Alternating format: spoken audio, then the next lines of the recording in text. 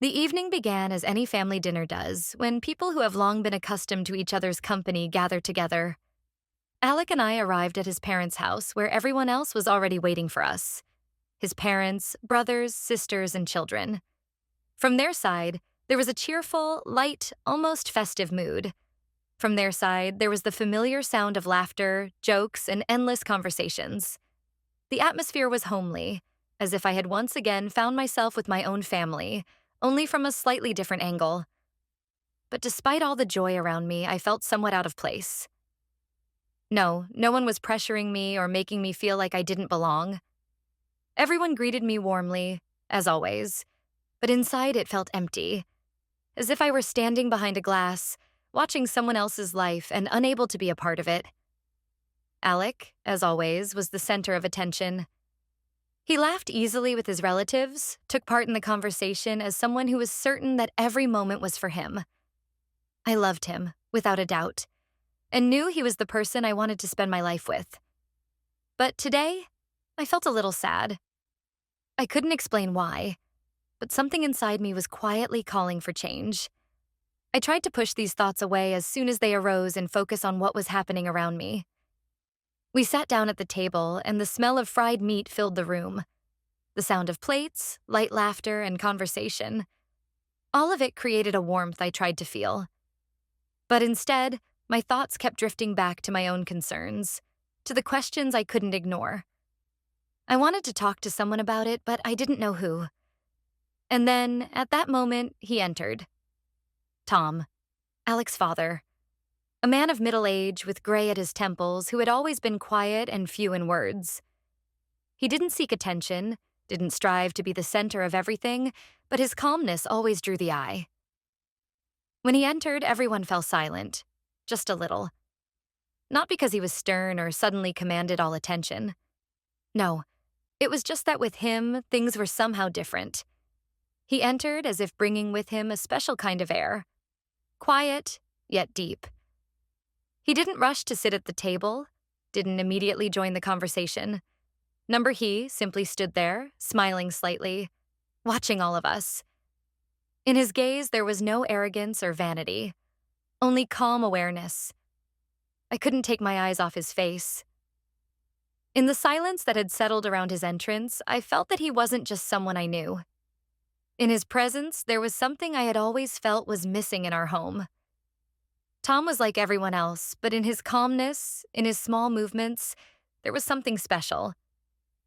I tried not to look at him, continuing to smile and talk to Alec and his sister, but I couldn't shake the feeling that something had shifted in the way I perceived everything around me. I tried not to think about what was happening in my mind, but it was impossible to ignore how everything around me had become just a little quieter. It was almost imperceptible, but I could feel how an odd sensation was increasingly taking hold of me, as if something invisible was overshadowing the light of my usual life. Tom sat in the corner, almost unnoticed. His gaze slid over the group, but there was something in his eyes that made me involuntarily drift away from the general conversation. I tried to regain my usual awareness, to focus on what was happening at the table, but time and again my thoughts returned to him. There was nothing vulgar or intrusive in his behavior. He didn't focus attention on me, didn't try to draw it to himself, didn't give any obvious signs. But there was something in his presence that couldn't be ignored. He didn't disturb the space, but it seemed to fill with something from him. I couldn't explain it to myself, but his calm confidence with which he observed everything around him made me feel like a small part of something much bigger than I was used to seeing. Sometimes, when our gazes accidentally met, his eyes stayed on me just a little longer than necessary. I felt as if he saw me, perhaps even better than I saw myself. It was strange and slightly unsettling. I couldn't understand what it was about. But the more I thought about it, the clearer it became that something was off. Not that he was someone dangerous or unpleasant. On the contrary, his gaze wasn't cold or harsh. It was warm, gentle, and in it was a kind of deep, silent strength. I was sure I was just imagining things, that it was all because Alec and I didn't have that spark right now, and I was simply trying to rationalize my worries. But the more I tried not to notice Tom, the stronger the feeling that there was something between us only intensified. No matter how hard I tried to distract myself, no matter how many internal barriers I set up, the sense of Tom's presence grew ever clearer. At one point, I realized that I wasn't just trying to avoid his gaze. I was waiting for it. And when he suddenly spoke with others, I felt a strange, light unease, as if an invisible thread that connected me to him had pulled taut.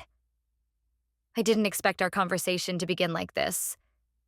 It all happened unexpectedly, as life often does, when you think everything is going along the usual path, and then someone, quietly but surely, shifts your trajectory. We were sitting at the table, laughing, talking. Alec was telling some funny story. His sister continued discussing family matters, and I thought the evening would end just as it always did, on a light note. But as soon as Tom approached us, the space around us seemed to change. He didn't sit down, but stood beside us, and his presence immediately became noticeable. It was as if silence had descended, and all conversations gradually quieted. Tom didn't seem like he was trying to attract attention, but his calmness and confidence made us all slow down just a little. He looked at me, and I noticed how his gaze became just a bit more focused. "How are you? Do you come here often?" He asked quietly, but in a way that made his words feel as though they carried a deeper meaning. I didn't know why this question took me by surprise. It should have been obvious. I had been married to Alec for several years, had been here many times. But somehow Tom asked it with such attention, as if he wanted to uncover something more, something I hadn't yet realized about myself. "Yes, often," I finally said, though I wasn't sure about it myself. "We come here often." Tom nodded but didn't step away. He didn't press further, didn't begin to talk about something personal or introduce an awkward lightness into the conversation. He simply left his question hanging in the air, and I could feel how those words, so seemingly simple, began to spin in my mind. "All right," he said, and his tone was such that it felt like he wasn't just asking me a question, but searching for something important in my answer. With each passing moment, I felt that this conversation wasn't just a casual exchange of phrases. I could feel how those few seconds stretched, how they became significant to me. I realized that something had changed. This conversation wasn't random. It was the beginning of something else. And in that moment, not knowing why, I understood that my life, my familiar reality, would no longer be the same as it had been. Tom hadn't done anything extraordinary, but his gaze, his words, somehow they filled the space between us. When the conversation resumed, I couldn't focus on what the others were saying anymore. My thoughts took me far away, to a place where I started wondering what exactly I was looking for in my life, in my marriage, in my relationships. The night arrived unexpectedly quietly, as it always did in our house. Alex slept peacefully beside me, his breathing steady and calm while I lay awake, unable to close my eyes. Thoughts of Tom, his gaze, his questions, continued to spin in my mind like an endless reel. I tried to calm myself, but the more I tried to shut everything out, the stronger the feeling grew that something important was unsettling me. Through the darkness, I would sometimes turn my head to look at Alec. He seemed so distant in that moment, as though I were in another world. We were close, yet I could feel how what had once connected us was slowly fading away. I couldn't understand when it had happened. Maybe it had been a long time ago. Or perhaps it was just today. At that moment when Tom approached and spoke to me, unobtrusively, yet in such a way that I felt it in my heart. Something in that conversation with Tom had made me think about what I was missing. I didn't know what it was, but it certainly wasn't mere curiosity. It was something much deeper. I tried to find an explanation, but I couldn't. It was as if I had opened a door in my mind and it led to a place I had always avoided. I lay there, staring into the darkness, and realized that, despite how comfortable I was with Alec, something was missing. Maybe this was the moment when I first understood that I couldn't be forever happy with the person beside me if I didn't feel the fullness of that happiness. My relationship with Alec was calm, even loving, but lately it felt like something was wrong. I tried to explain it to myself. After all, if everything was so good, why did I feel this internal dissonance? A picture formed in my mind. Our house, our conversations, our plans. Everything seemed as if I had long since accepted my role in this world. And then, suddenly, after one unseen glance, one question from Tom, I realized that I had started to doubt. It wasn't that I didn't love Alec. It wasn't about his character or his actions. It was that inside me, something had emptied, as if some inner fire had gone out.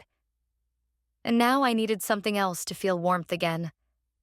I continued to lie in the dark, trying to find answers, but I knew that I couldn't find them in words or the outside world. The answer was inside me.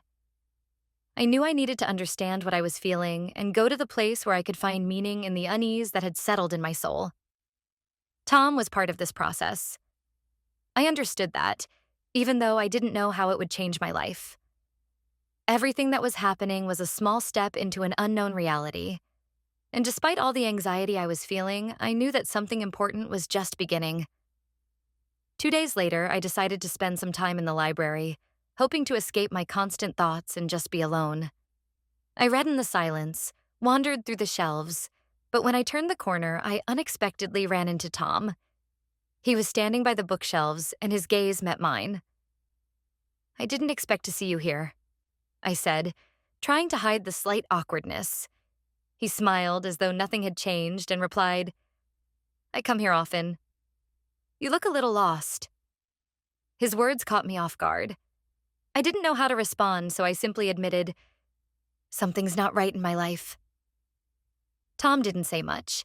He just listened, attentive and calm, which strangely comforted me. I could feel his understanding enveloping me, as if I wasn't alone in this unease. The conversation was short, but it left a deep impression. We didn't talk about anything personal, but there was a sense that we understood each other. Tom began to appear in the places I frequented. At the cafe, in the park, during walks. He didn't force himself into my space, just happened to be nearby. And each time we spoke, I felt something changing. Our conversations became increasingly open. He asked me about what was troubling me, about how I felt in my relationship with Alec.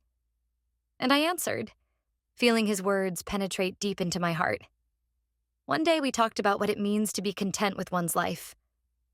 I told him that I felt a kind of emptiness, despite having everything I needed for happiness. In his responses, there was so much understanding that I couldn't help but notice. His views and words touched me far deeper than I had expected. It was as if he was telling me things that I hadn't allowed myself to admit.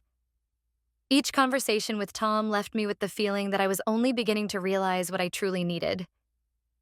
He reminded me that life isn't just about calm, but about vibrancy, and that was something I had lost in my everyday life.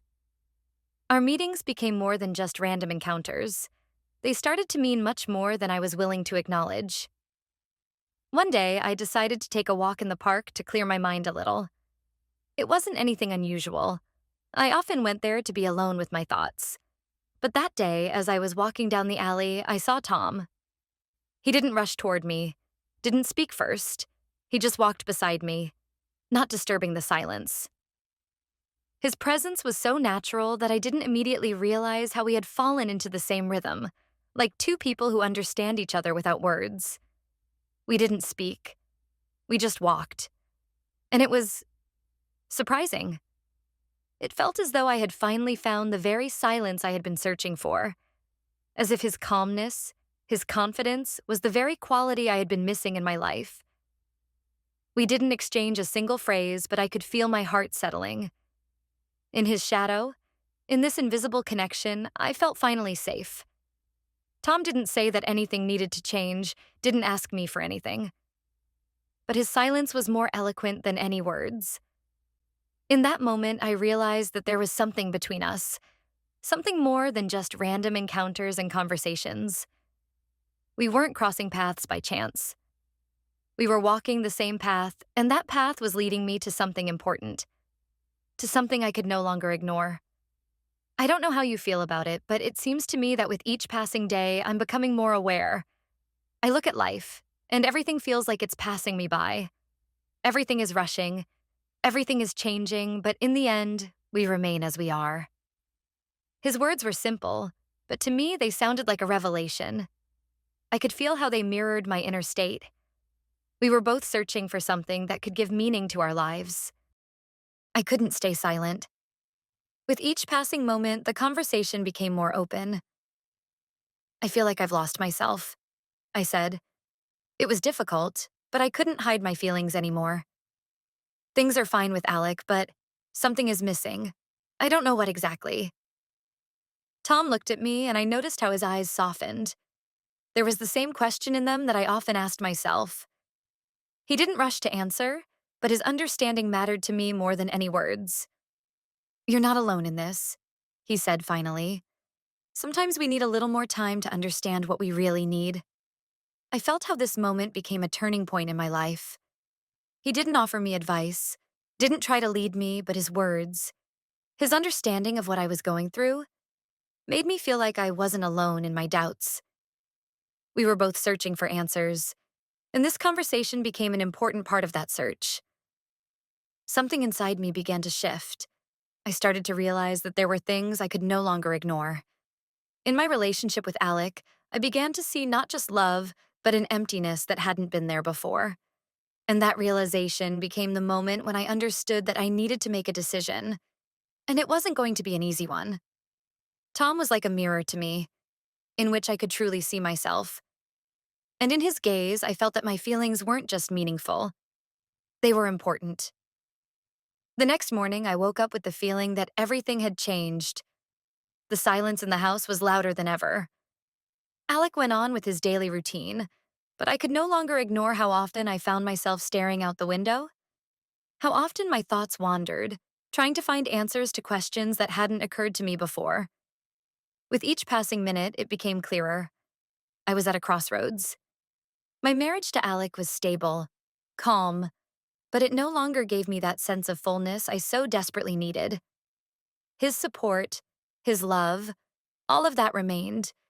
But at some point, I realized I could no longer ignore how much I was lacking vibrancy in my life.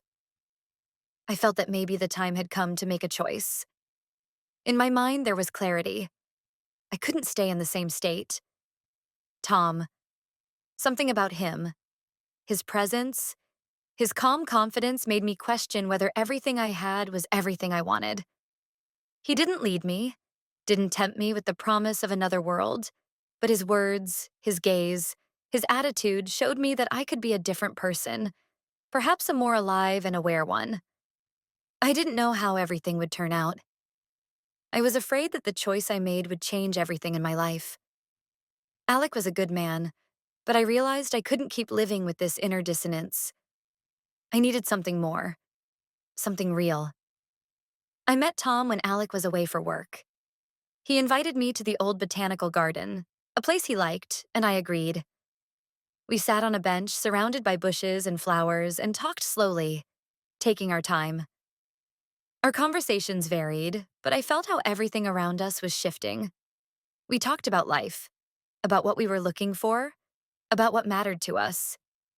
I couldn't pinpoint when, but at some point I realized I couldn't run from what already was, from the calm that had brought me everything I had always searched for. I couldn't deny that my feelings for Tom had grown much deeper than I had anticipated. He had become something more to me than just someone I could talk to.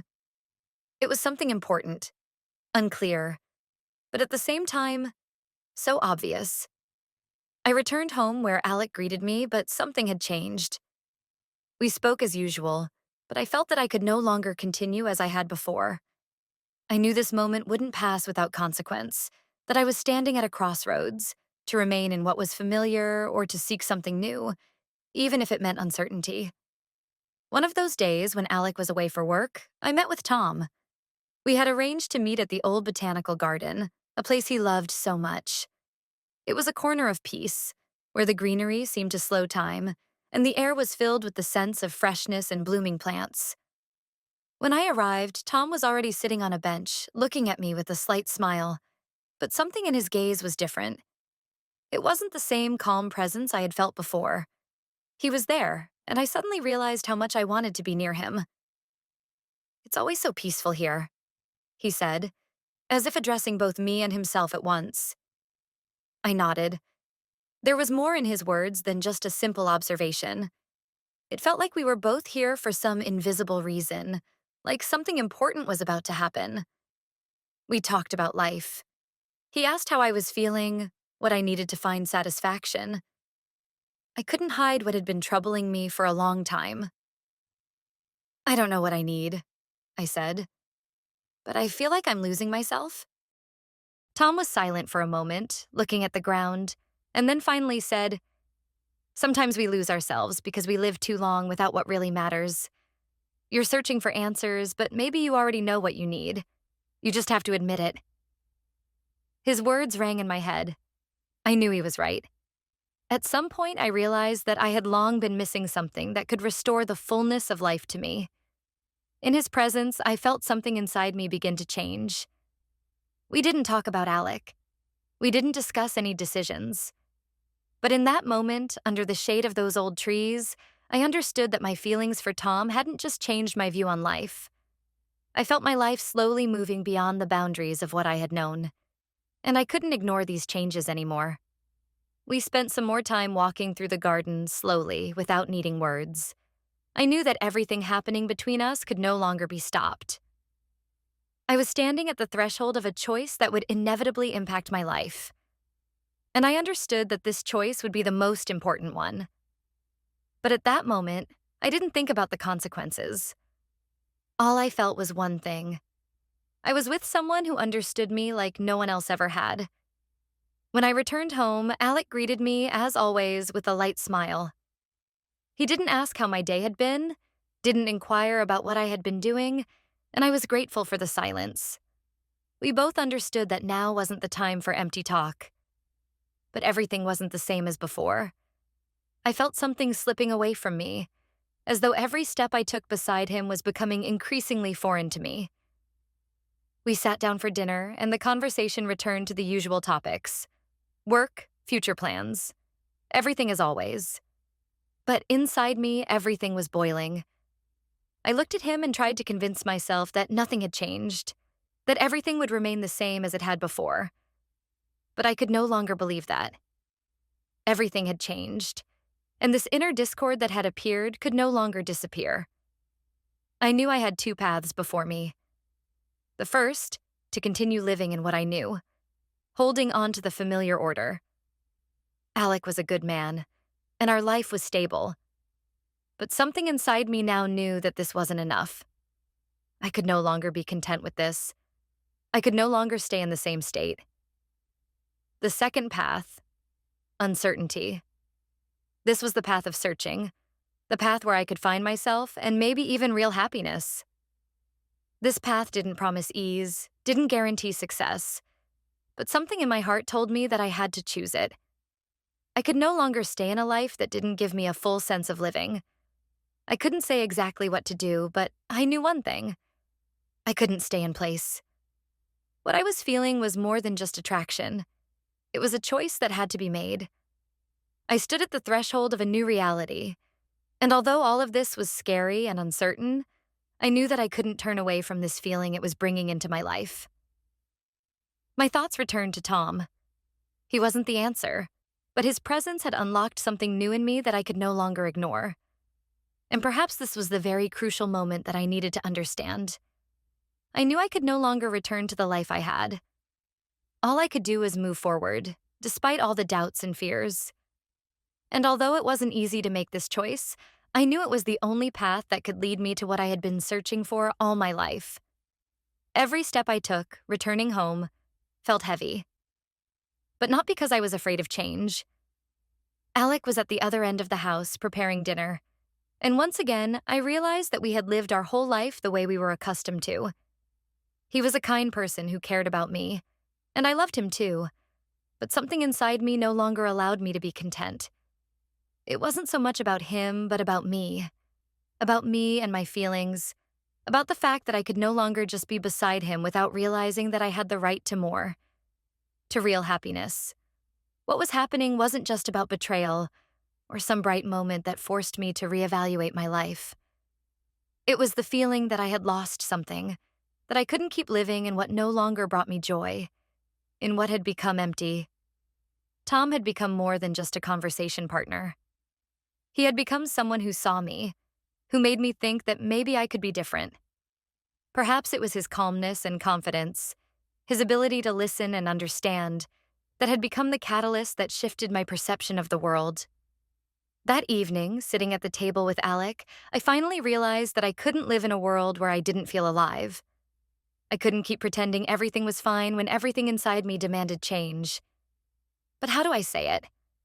How do I tear apart what once seemed perfect, but no longer brought me happiness?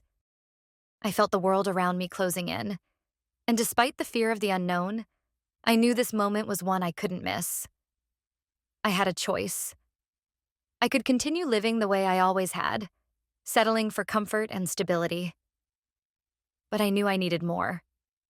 I needed to find my own path, one that led to real happiness, not just comfort. Gathering my strength, I walked over to Alec. My heart was pounding so hard that I felt it giving me all its pain and trembling. I knew this conversation would change everything, but I also knew that this was the only way to free myself from what could no longer be mine. Alec, we need to talk, I said, and in that simple but so important statement, everything was there. Everything I could no longer hide. Everything I had to admit. Alec looked at me with slight surprise, not understanding what exactly I was about to say. We sat at the table, surrounded by empty plates, and it felt as though the air had become heavy, almost suffocating. I knew that the moment I said those words, everything would change. But something deep within me told me that this conversation, despite its weight, had to be spoken. Alec, I don't know how to say this, but for the past few months, I feel like we're drifting apart. I can't continue like we have been. I paused to gather my thoughts, but his eyes, filled with an invisible anxiety, held me. He was trying to understand what I was saying, and I could see his face change as he began to realize that what I was saying wasn't just another casual conversation. "What do you mean?" he asked, his voice almost desperate, trying to grasp what had happened. I could tell him so much about the emptiness that had settled into my life, about how I felt my thoughts and emotions slipping away, how we weren't the people we once were. But I decided that none of that mattered.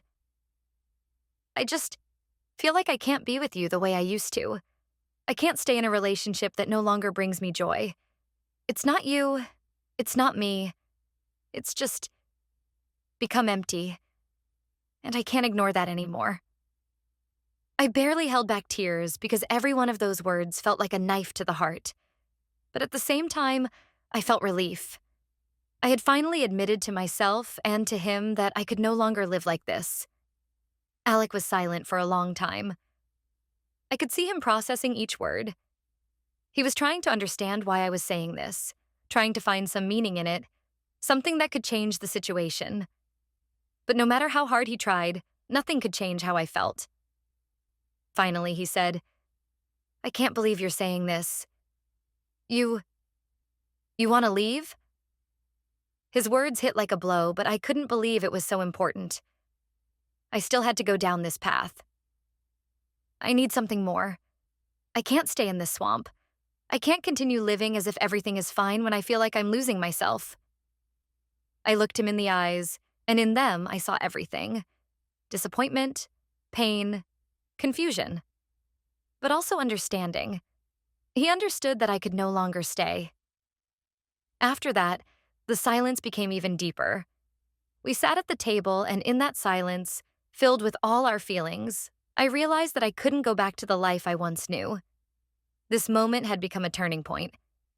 I didn't know what would happen next, but I knew that I could no longer stay in what had become foreign to me. I stood up from the table and, without saying another word, walked into the hallway. There were no cries behind me, no attempts to stop me. Only silence. Silence that now felt not frightening, but liberating. I left the house, and in that moment, the world seemed different to me. Not better, not worse. Just different. And I knew that ahead of me awaited something important, unknown. but exactly what I needed.